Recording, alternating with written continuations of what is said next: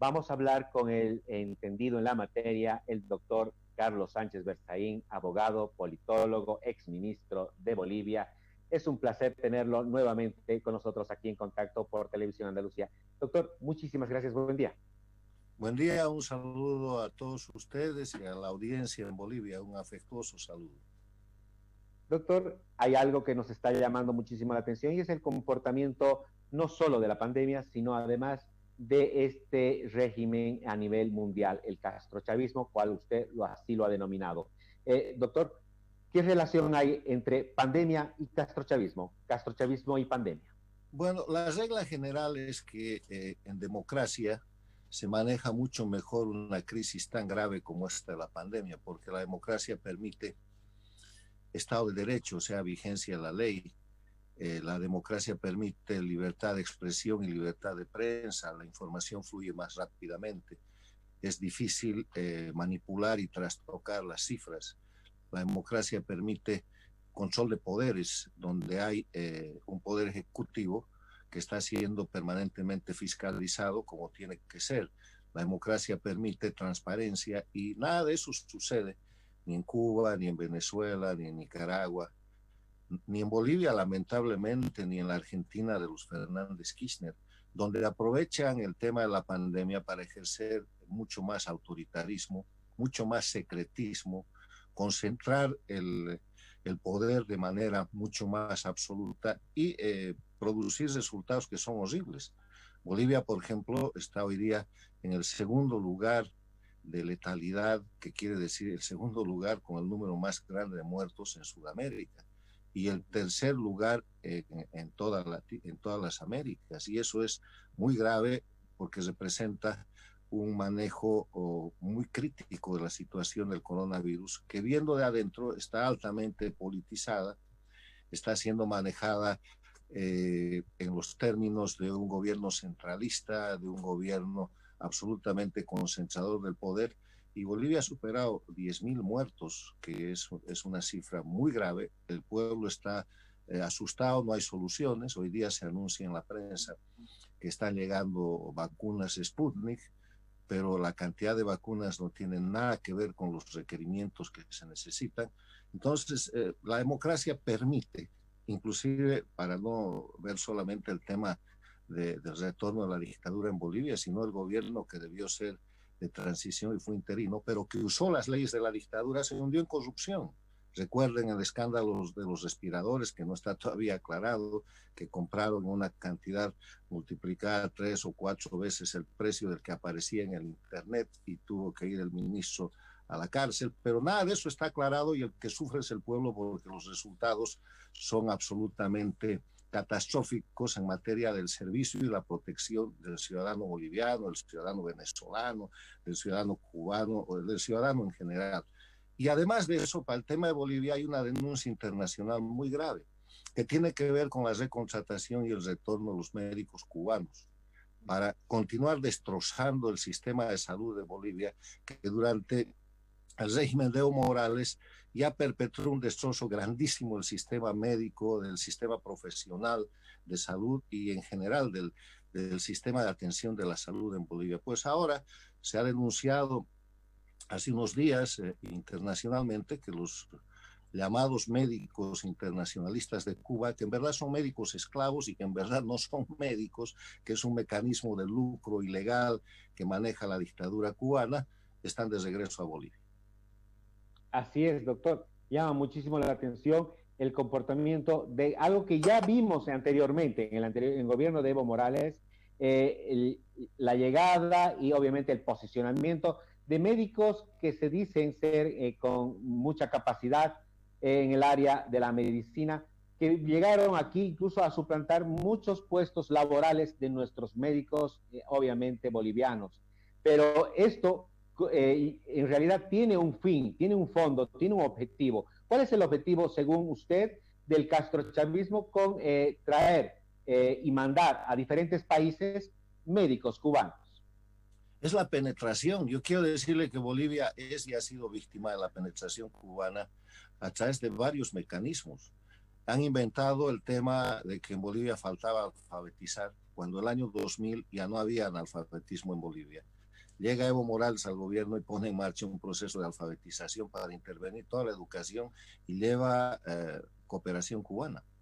La educación hoy día, que es tan o más grave que la medicina, está intervenida por el castrochavismo. Están poniendo en los textos escolares en nuestro país mensajes, y hay asesores cubanos y se le está pagando al régimen cubano por intervenir la educación y alterar el mecanismo de formación de nuestra niñez y de nuestra juventud. Y en el tema de la medicina es destrozar la medicina nacional. Bolivia es reconocida internacionalmente como una de las grandes medicinas de Sudamérica. Quiero recordarle que la facultad de medicina más antigua y más reconocida está en Cochabamba, se llama Aurelio Meleán, y ahí por decenas de años han ido y están estudiando estudiantes que son después médicos del Brasil, del Uruguay, de la Argentina. Somos un centro de expansión de la buena medicina. Los centros médicos en todas las capitales y en las zonas, inclusive provinciales de Bolivia, han sido una característica. La Caja Nacional de Salud ha sido un hito desde su fundación y su impulso en la década de los 50, la Caja Petrolera, de Seguridad Social, todos estos sistemas que como esfuerzo del pueblo boliviano para tener una buena salud han sido simplemente destrozados, penetrados políticamente e intervenidos por un sistema transnacional que es el castrochavismo, con los denominados médicos esclavos, que a veces son médicos, a veces no son médicos, y que además tienen una característica. Hay muy buenos médicos cubanos en el mundo, pero no son los que mandan ni a Bolivia, ni al Perú, ni a Venezuela, ni a la Argentina, ni al Brasil. La gente a la que mandan como médicos es gente que a veces no tiene la preparación técnica, pero que además está secuestrada porque su familia permanece en Cuba. Ellos van en estas misiones a Bolivia, tienen la obligación de cumplir cuestiones políticas, espionaje e inclusive acciones de violencia cuando es necesario. Y esto está denunciado en un proceso que se lleva a cabo en los tribunales federales de Washington, D.C., donde los médicos que han logrado salir de estas misiones en el Brasil denuncian de lo que son víctimas. Cuba cobra entre 4 y 5 mil dólares mensuales por cada médico, y el médico no recibe sino 300 o 400 dólares. Tiene permiso para regresar si se porta bien una vez al año a ver a la familia. Si decide por la libertad y se va, no puede volver 10 años y la familia es hostigada y sometida a presiones de hambre y de otro tipo. O sea, es un verdadero sistema esclavista que ha merecido un informe en noviembre del año 2019 en las Naciones Unidas, señalando que esta es la trata de esclavos, la trata de personas moderna, e indicando directamente al gobierno de Cuba y a los gobiernos cómplices en ese momento de Venezuela, Bolivia, Nicaragua, que han llevado y que llevan adelante esto, y Lula en el Brasil y otros países. Y ahora, aprovechando la pandemia, Cuba está expandiendo de nuevo este sistema de explotación, de trata de personas, y Bolivia, que está enganchada y que depende de ese sistema castrochavista, ya ha avanzado en ese tema, y sería bueno averiguar si en el país ya están los médicos cubanos, porque internacionalmente se ha denunciado que todo está repuesto y que los médicos estarían prácticamente ya operando de nuevo en Bolivia.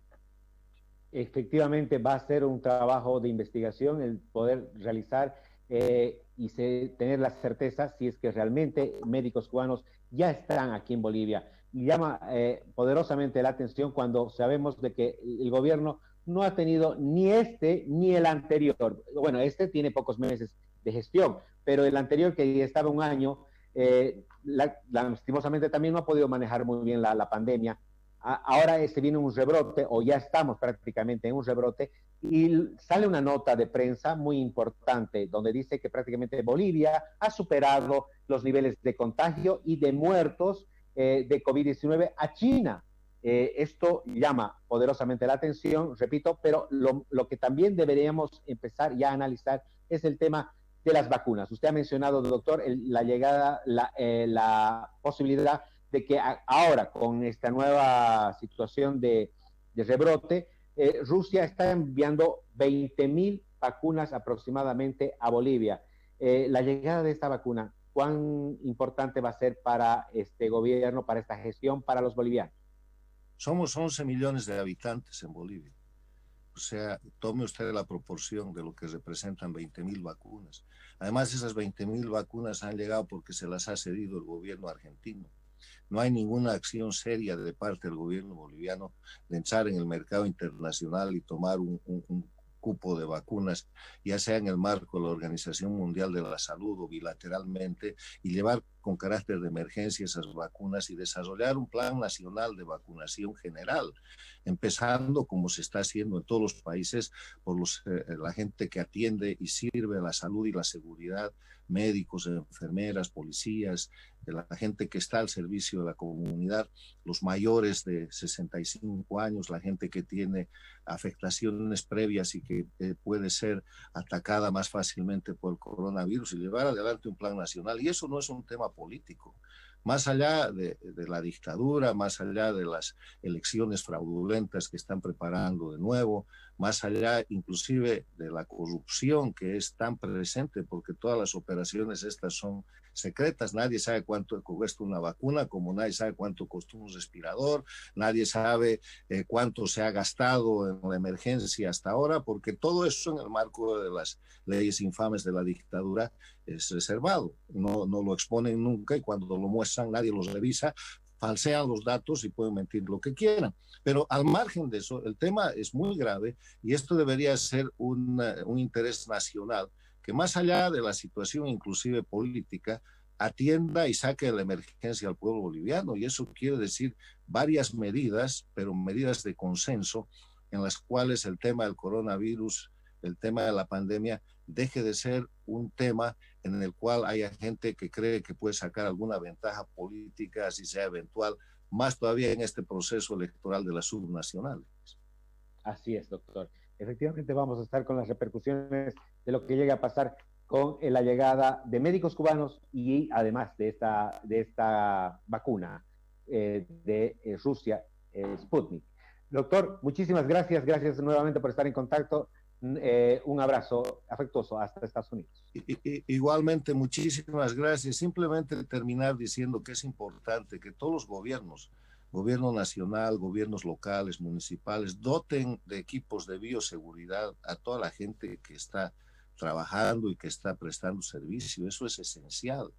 Y en ese sentido, la protección del personal, la protección del ciudadano es lo primero, y se han escuchado demasiadas quejas de parte de todo el territorio nacional en el sentido de que no hay equipo de bioseguridad, no hay equipo suficiente en los hospitales. Obviamente el sistema de salud está destrozado por efecto de la dictadura y no va a ser repuesto, y no hay manera de llevar a los enfermos a las canchas de fútbol que construyó el dictador, pero en todo caso creo que todavía se puede hacer un esfuerzo nacional para salvar a los bolivianos de esta pandemia y evitar que esto siga creciendo y que tengamos el poco honroso segundo lugar en la letalidad en Sudamérica.